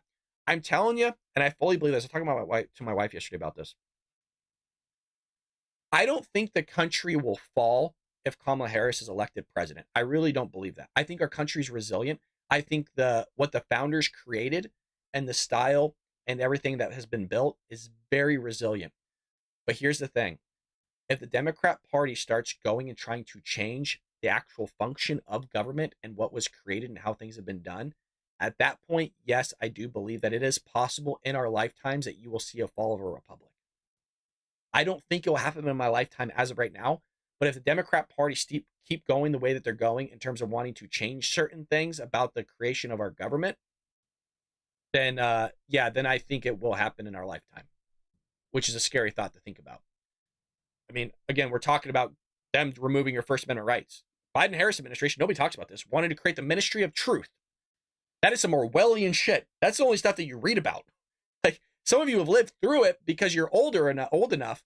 A lot of this stuff I've had to read about in history books of governments going usurpacious on their own people and removing their firearms, then removing their free speech. That's exactly what the Democrats want to do. I'm not exaggerating that. I 100% believe this. Why do I believe it? Well, because they've talked about it. They've tried to put forth the Ministry of Truth. They're utilizing big tech companies. They did it in 2020 to go after conservative Republicans. They're deplatforming people. Can you imagine if we didn't have Twitter right now? If we didn't have Twitter, game over. Game over. The amount of censorship that's going on that we've exposed here, and that's only what we know about, is wild. And they just come out and said, including Kamala Harris, that they want to remove your firearms. So that's been clear. Now, what's interesting, again, is she hasn't done a single interview. And here's Jesse Waters kind of talk about that point of like, where the hell's she been? It's been 12 days. Single interview since she's been the nominee. She hasn't done a real interview since May. Correct. And why would she do an interview next week? Why wouldn't she just wait until the convention? Exactly. Get the pop from the VP pick, get the pop from the convention. All of a sudden it's September, and you haven't answered anything. Yep. You haven't been asked about your flip-flops. You haven't been asked about your cover-ups. You haven't been asked who you are. Talked about it yesterday. And she could get away with it. It's the same hiding Biden. Now it's hiding Harris. And now it's just a sprint until November. Can she do this for 96 days? Probably. I kid you not. I am not joking. Who was with us yesterday or this week? A lot of you were, because I see the names in the chat. I know we have a lot of regulars. Dizzy, Pat, right? Sunset, Michelle, Starchild, Kathleen, Danielle. I see all of you. Lily B, like everybody's in the chat. Neil's here, Shib, everybody. Is this 44 seconds? Is this almost to a T what we just said like 2 days ago, maybe 3 days ago? This is to a T, spot on, exactly what we said. This is why we do it, folks. This is why we tune in, I think, every morning, because you guys are ahead of the news cycle. We got this. This is from yesterday, right? Because it says Trump rally in PA. We said this before this ever came out. I mean, it sounds a hell of a lot like what we said was going to happen. Why would she go out and do all these things? Why would she go out and do interviews? Why would she not just spend her time in the basement like we said Joe did, because that strategy worked? And mind you, I can even recall what we talked about in a holistic view when we brought up that point was Barack Obama's campaign was said to be working with Kamala Harris. And we also talked about the fact that she spent like $30 million in 1 week on social media to get advertisement out there, while Donald Trump only spent $1.4 million. And we talked about how he needs to spend more money, and that she's utilizing the same campaign strategy of Barack Obama, as well as a quasi-campaign strategy of the 2020 election, with Joe Biden staying in the basement, not taking any hardball questions. Why would you? The media's on your side. They're going to uplift you. You'd be crazy to take an interview like Donald Trump just did yesterday. You'd be crazy to sit there and do any of that, because if by some slim chance they actually asked you on your hardball questions about your, history, that it's not going to look good for you. Why would she do any of those? Nobody's calling her out to go do it, other Republicans and conservatives. You don't see any Democrats asking for it. Of course not, because they have the media in their pocket. So here she is. Here she is once again saying, tax breaks to billionaires. 91% of earners across every income bracket saw a tax cut under Donald Trump, by the way. but she's going to sit there and spread more lies. And don't worry, I'm saving the kicker for last in terms of what she said about truth. When he was president, he gave tax breaks to billionaires and big corporations. He tried to cut Social Security and Medicare every single year. And he and his allies have tried more than 60 times to end the Affordable Care Act. The Affordable Care Act sucks, lady. You guys couldn't even get the website running. Now, when the Affordable Care Act, also known as Obamacare, was implemented, I was still doing public accounting. I was still a tax accountant at the time. And I remember we would have these people from the government come in and try to give us, not a conference, but like a training on the effects that Obamacare was going to have on people's tax returns. Because remember, back then, if you didn't have health care, you would be fined in your first year $99 as a penalty for not having health care, meaning the government was actually fining you if you chose, out of your freedom and liberties, not to have health care. Let that one sink in. And then what would happen, it was actually an exponential function. I know I'm going way too far into this, but it's an exponential function in terms of not having health care. So first year, $99 penalty. And then it would go up to say like $150, $175. And then the following year would be like $375, so on and so forth. And so what we actually told some people that were relatively healthy and young, saying, look, if you don't want health care, then just know that you're going to have this penalty. But that penalty is a lot cheaper than actually going and buying health care if you choose not to have it. But at some point, you are going to reach that limit to where it might make sense to have it, just so you're not getting hit extremely hard on it. And the website didn't even work. The people that were coming in giving us this training when it was being implemented, saying, as it's being implemented, we actually don't even know the criteria in terms of what the Obamacare is ourselves, and we're receiving the training from the actual people from the Obama team. I'm not making this 100% God honest truth, by the way. Not making it up. It sucked. We were told your premiums are going to go down. Your premiums only went up. Things were bad back then. A lot of businesses were being completely screwed. And by the way, when Obama was in office, a lot of people went out of business. We had a lot of businesses shut down because they couldn't afford it. So what the hell do I know, though? I don't know. So she's going to sit there and say he wants to cut Social Security, Medicare, even though he's come out at clear as day saying he's not going to cut it and do it. By the way, I'll go as far as I would be cool with him doing it. Not like cutting the people that already have their Social Security and Medicare. What I'm saying is that it does need to be revamped. It's not going to work out. The math does not work. The trust will still be there. I think the trust is going to go insolvent. You'll still have some money, but your taxes on that are going to have to go up. There's only so much money to go around and to be able to fund it. And is it okay that we go in this a little bit more detail? Normally I don't go in this because I don't know if people are actually interested in it. I don't go super deep into things because I feel like people might fall asleep like I'm Joe Biden. The trust is going to go insolvent, right? So you need to build that up. You also don't have enough money coming in. And so what they're going to have to do is increase the Social Security that's removed from your paycheck because they got to sit there and fund who's in retirement now. Here's the problem. And Jeff, we're the same age. This is going to affect you. And I think he's going to get behind me on this. Is I'm 35. So I got about another 30 years before I retire. The problem that we're having right now in America is we don't have enough births. There was a point in time under the Biden-Harris administration that we actually had more people illegally coming into this country than we did people having births. Again, I'm going to rephrase that again. There was more people here illegally in this country than people were having births as American citizens. So because our birth rate's declining, there's not going to be enough people to support the Social Security and retirement for people like Jeff and I that aren't going to retire in another 30 years. So what do you do then? They don't have a plan for this. They don't even have a plan for the fact in 30 years that you think 35 trillion is going to be rough. In 30 years, there's going to be majority of our revenue coming in from the government, just paying the interest on it. So not only do we not have enough money going towards actually paying down the principal on our debt, it's all going to be going towards interest, but also the money that's going to be on Social Security, we don't have enough money coming in because there's not enough people, meaning those youngsters that are going to be paying for Jeff and I's retirement in 30 years.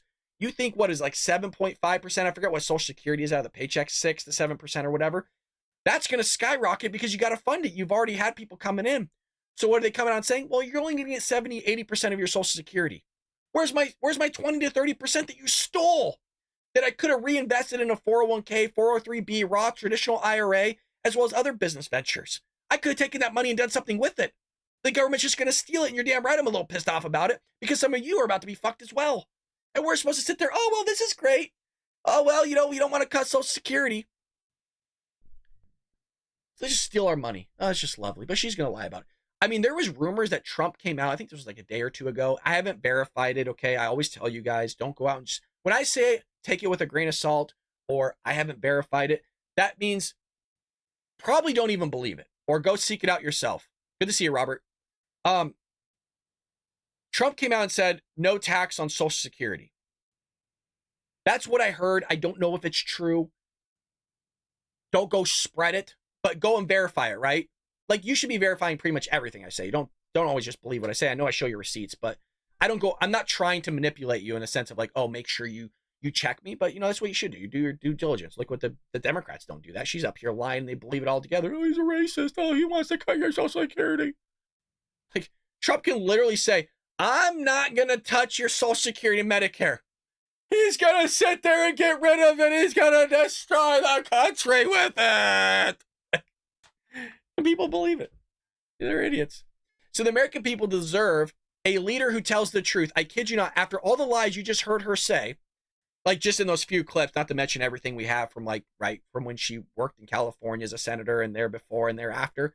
Yeah, she had the balls to say this. The American people deserve a leader who tells the truth, a leader who does not respond with hostility and anger when confronted with the facts.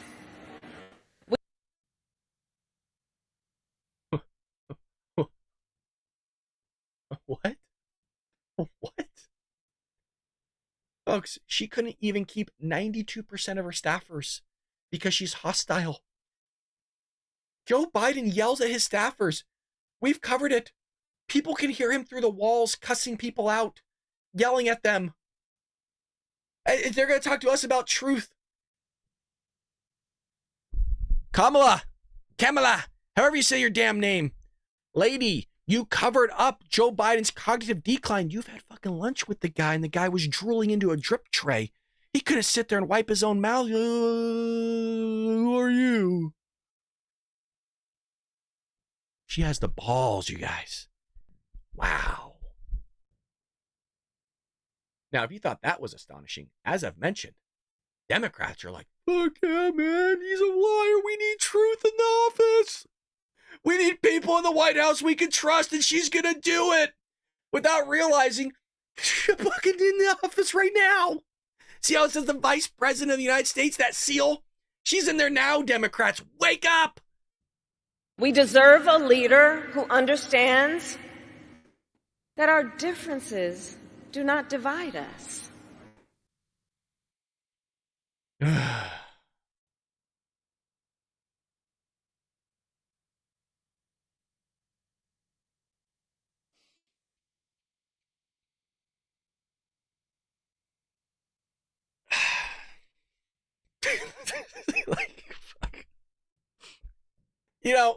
Fuck.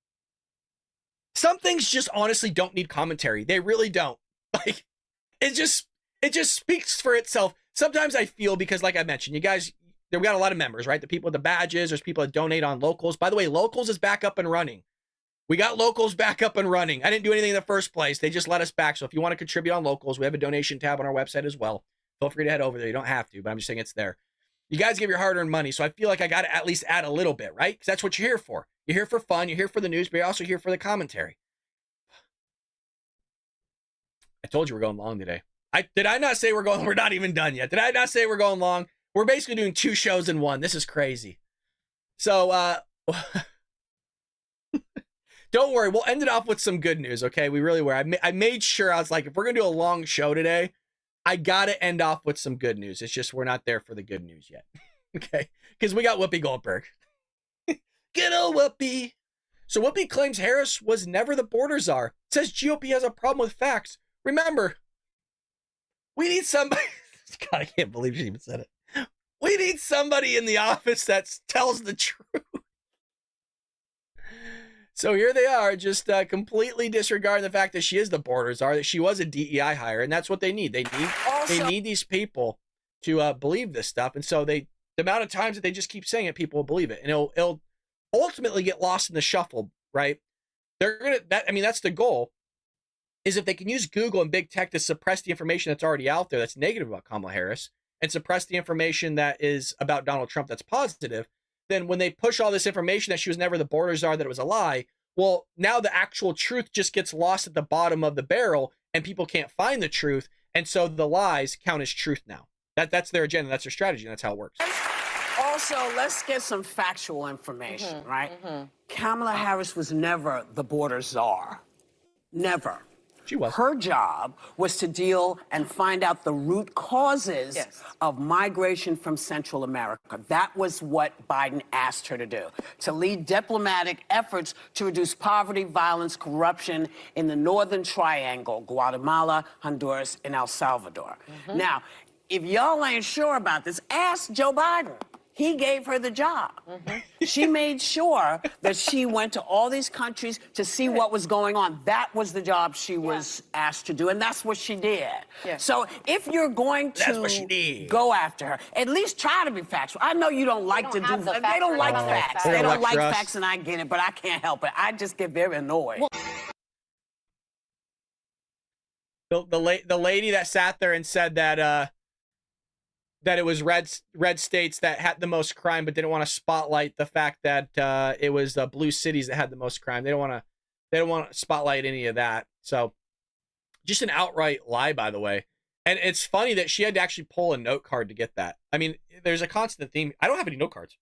Do you guys notice that here on the show? I can't show you. I have no note cards. There's no screen. There's no script. There's nothing like that. How is it that a dude in a closet, I keep saying this, but it's true. We're in a closet right now. I could touch the walls. I can't touch that wall, but you understand. How is it? And I'm an idiot. People might not think so, but I do. I'm not some sort of savant. I'm not better than any of you in the chat. I always say this. I'm not better than anybody.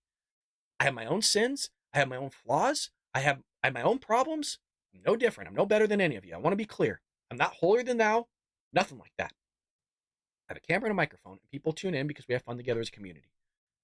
She sits there and has to read from a note card and gets paid millions of dollars to spread bullshit. No note card here. You have Karine Jean-Pierre, and we all watched this together last week, come out and say, oh, the government doesn't pay us enough. The pay's not that great.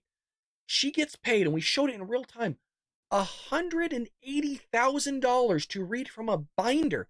Do you know how easy this job would be? Do you know how easy it would be if I had things scripted and I could just read it from a note card? And not have to recall things, and I could just lie to you. Know how easy that would be? But people believe it. They just take it in just wholeheartedly. So let's get into some good news, because I can't take any more of the view in these lies. Let's get into some good news here. The federal judge of New Jersey rules that AR-15 ban was unconstitutional. Now, the fact that this even has to go to the federal level is insane to me, because there's a thing called the Constitution. You cannot infringe, but it's like they don't understand these words. You know what I mean? And that's what the left does. I mean, Michael Knowles from the Daily Wire wrote an entire book called Speechless on it, and talks about how the left have capitalized on the language. And when you capitalize on language, everything's downstream from language. It's all communication. And it's very Marxist and communist of them to do that. That's what you see from communist and Marxist countries. And that's when you try to change things, right? Like the idea, remember when they tried to change recession? They just, all of a sudden we've never been in a recession. Didn't work out that way because they changed the rules on it and what the language was. We constantly see that from Democrats. Well, a federal judge struck down a New Jersey ban on AR-15 rifles on Tuesday, ruling that prohibition violates the U.S. Constitution. No shit. I mean, it doesn't. Look, none of us in here, as far as I know, are rocket scientists. It doesn't take one to do it, to kind of get that, right? So the 69-page decision that a provision in New Jersey's assault firearms law, here we go with the assault, right? Weapons of war, assault weapon ban. You can't use it.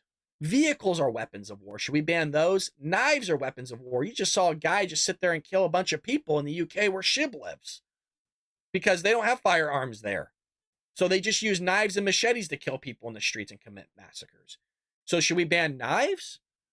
I've seen a lot of people be bludgeoned and to have their tracheas blown out in war through video, and in some cases be beheaded with a helmet. Should we start banning helmets all of a sudden?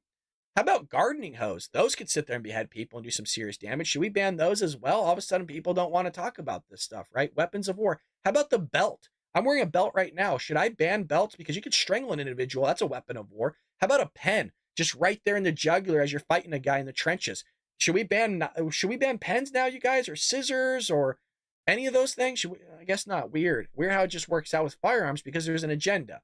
What's the agenda? You take away the firearms, and all of a sudden, what's your next step? Sit there and take away people's freedom of speech. And that's why our channel right here, we'll come back, right there. That logo is built the way that it's built. The Second Amendment, that firearm, protects that First Amendment, that microphone right there. The second you lose this one, you lose that one right there. The Second Amendment protects all your other rights bigly, and they want to sit there and remove it. The second they can remove it, you think you're ever going to see a Republican in office again? I don't think so. Look what they're already doing with certain things already in effect. So the Association of New Jersey Rifle and Pistol Clubs and the Firearms Policy Coalition sued the state over the restriction and another provision banning higher capacity magazines. In his decision, he pointed to Supreme Court decisions on gun regulations, including the Buren, Brun? I don't know how to pronounce that, decision in which the court struck down New York's restrictions on concealed carry, ruling that judges must consider gun control laws in the historical tradition of firearm regulation. Like in the state of California, I had to give a good reason as to why I should be able to carry a firearm in terms of trying to get a concealed carry permit, which is astonishing because when you have these left-wing psychos that don't believe in gun control, believe in gun control, they're going to sit there and control your firearms and think, well, your reason's not good enough. So like for me, for example, like it's death threats. The left still doesn't think that's good enough for me to have a concealed carry. Luckily, it's deemed unconstitutional and I can carry that sucker if I wanted to. But that is where the Supreme Court has set forth the law of our nation as a lower court. I'm bound to follow it. But they don't care about the law. They'll say they do, right? That's why you had Joe Biden sit there and put forth the executive order to take your hard-earned money and pay off somebody's student loans that was majoring in lesbian dance theory that has no actual contribution to society whatsoever. Also, in other good news, is the Senate has approved child online safety legislation. I'm going to go as far as I think if anybody's 16 years or younger, I would like it actually be 18 years or younger, or 17 years or younger, not to be able to use social media at all. From what I've seen, again, I grew up with social media, 35 years old, right? I was there when the internet barely started. We didn't even have a computer at home. I remember seeing my father type his college papers on a typewriter. I used a typewriter as an accountant to fill out 1099 and different forms for the IRS. Well, I've seen the development of children and kids with technology, and they don't know how to handle it. They don't know how to control it. They don't know how to use it, like at all. So I've actually grown up being able to see millennials, and we've also had the data from it that the understanding of technology and be able to use it wisely and correctly is going down, and it's only harming our children. I mean, you're not raising your kids. I hate to tell you. I don't know if anybody's ever told you that. These influencers are raising your kids. It's not you. They spend more time in the classroom and they spend more time on their phones watching these influencers do stupid shit than they actually do receiving values and morality from you in the scriptures. So it ain't you.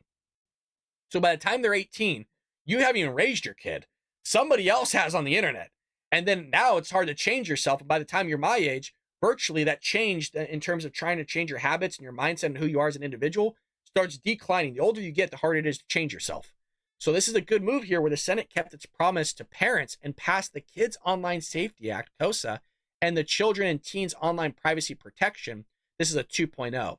Now we'll see. What's nice about this is now companies have to do audits. So this would require platforms to enable the strongest privacy settings by default, force platforms to prevent and mitigate specific dangers to minors, provide parents and educators new controls to help protect children, and require independent audits, this one I like, and research into social media companies. Now, I don't know if there's going to be a fine with these audits, like we tend to see sometimes, but the website would feature a breakdown of the bill from Blackburn's website that states it would create a duty for online platforms to prevent and mitigate specific dangers to minors, including promotion of suicide, eating disorders, substance abuse, sexual exploitation, and advertisements for certain illegal products like tobacco and alcohol. It also says KOSA would require social media platforms to provide minors with options to protect their information, disable addictive product features, and opt to personalize algorithmic recommendations. Here's the thing, though. This part is too broad for me. Addictive product features. There's a lot of this taking place where you have TikTok, Instagram, that are feeding these addictive features. And by the way, I've even asked my students if they think they're addicted to social media, And resoundingly, every year they say yes. I've seen screen times upwards of 17 hours with my own eyes on student cell phones. We do a fun little thing. So I teach statistics. So we can find, when we're talking about the mean, we can do this fun thing where I say, okay, everybody get out their phones, and they get all excited, right? Because they have their phones out. And these are all seniors. And I say, okay, everybody go to your settings. I want you to look at your screen time, and I want you to tell me what your screen time is. And they can show me. And so I record it, and we can find the average screen time of that specific class on how long they spend on their phones. You guys, it's hours. It's not like days. These kids get, I think the average was like 300 messages a day minimum. Or sorry, I said average. Average 300, minimum, I think it was like 150 or something like that. It was something crazy. I couldn't believe it. And so they're not using text messages. They're using Snapchat nowadays. That's what they're using. So if you don't mind, how old are you? I teach seniors, 17, 18 years old. Sometimes you get like a 19, 20-year-old in there, but mostly 17, 18. So it's nice because they're adults. But that's the great thing, is like you can see how they're able to handle technology, and they really struggle with it.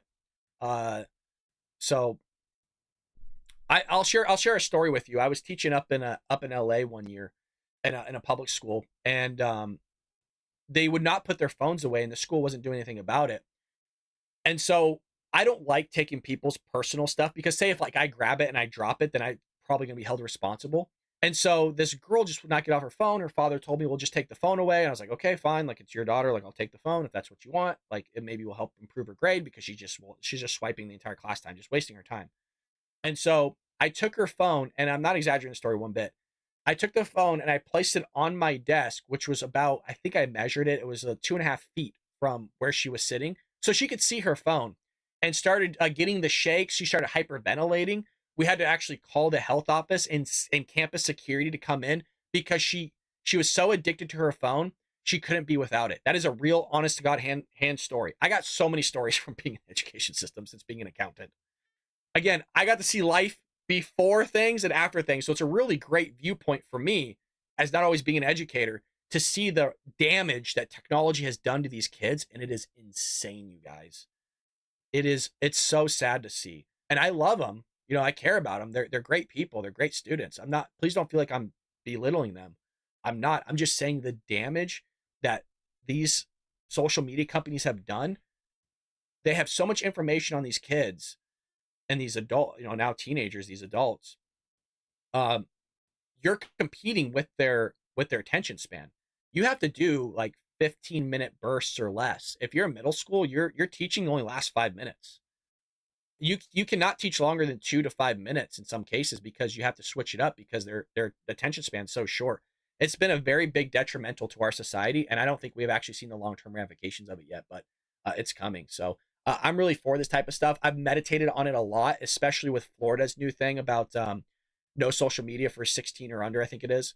At first, I wasn't sure if I was for it, but I really am. I don't think they can actually handle it. And it's been proven. The data's there. It's not my thinking. It's been proven that, unfortunately, they're not capable of handling something like social media, and it's sad. So my 16-year-old daughter has a phone but doesn't have social media. She is 16. I don't know, Jen. You might think so. I don't know. Maybe you're right. Maybe you're right. But I'll tell you what. My students are very open with me, and I love that. And I think you should have that type of professional relationship with your students, right? Where they're willing to tell you things.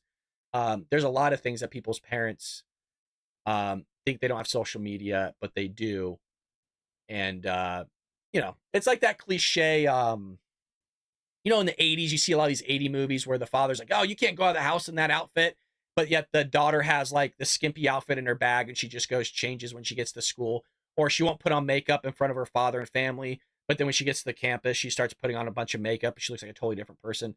It's kind of like that, but with social media. They could delete the app on their phone and then just reinstall it when they're back on campus or away from you. So all that stuff is possible. I'm not saying she's doing that, Jen. I think it's great if she really doesn't have social media. I wouldn't let my kids on social media. I think it's detrimental. So with that being said, heck, folks, almost a 2-hour show. Thank you so much for hanging out with us here on the Bald Brad Show.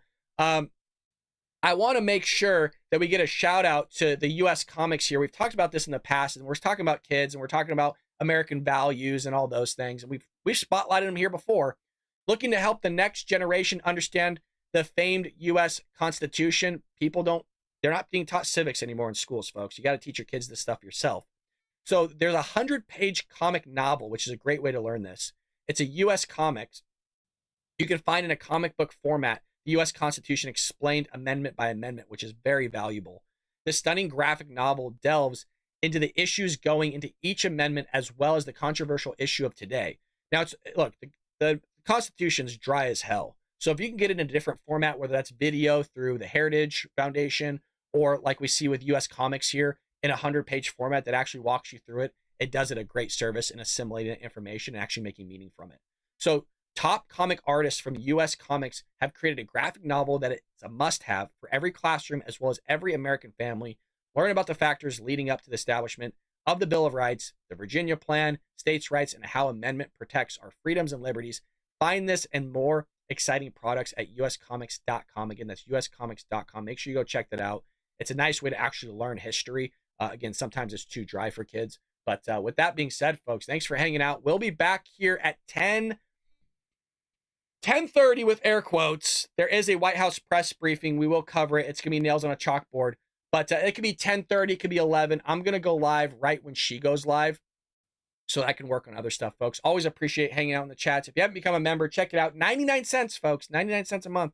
You can get a badge, and your comments are highlighted for me. I read about 14, this showed me 14,500 minimum comments a month. So what's nice is if you have a badge and are a member, I get to actually read your comment. There's a specific section for members' comments, and I get to read all yours. And I'd rather spend my time reading that than say, 14,000 other ones all the time. So it's nice to read yours first and then go into everybody else's. So check that out. Members only. We do have a donation tab. We got a website, all that stuff. Check it out. Links in the description. Folks, I will see you later today here on the Will Brad Show. Take care, everyone.